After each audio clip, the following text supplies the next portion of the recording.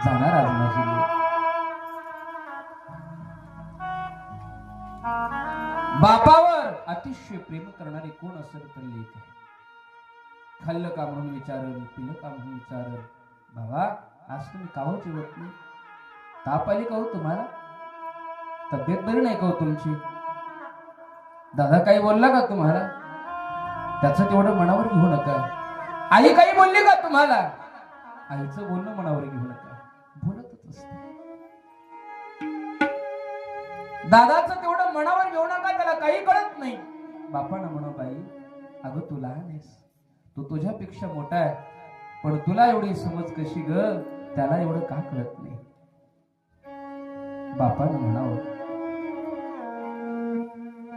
माझा बाप जेवला की नाही? आज माझा बाप कुठे आहे? किती वाजता घरी येणार आहे? का आला नसेल? आता येतो म्हणून गेला, आणखी आला नाही. अरे दादा, जाण बाबाला पाहून का आले नाही? जर फोन दे ना मला, मी त्यांना फोन लावते. तू जरी बोलला असेल तरी मी त्याला बोलते.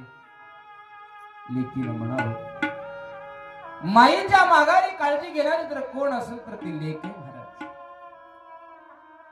आई वडिलांना जीव लावणारी लेक आहे म्हणून लेक असली पाहिजे. आजची पाठवणी करा. आता विवाह सोहळा झाला, हिला पाठवावं लागते सासरी असं म्हटल्यानंतर हिमालयासारखा बाप सुद्धा रडायला लागला. या जगामध्ये आई सगळ्यांना कळाली, पण बाप कुणाला कळाला नाही. बाप जरी कठोर वाटत असला तरी बापासारखं मऊ या जगामध्ये दुसरं कोणी नाही महाराज. तुम्हाला आईचं रडणं दिसलं, पण बापाचं रडणं कधी दिसलं नाही.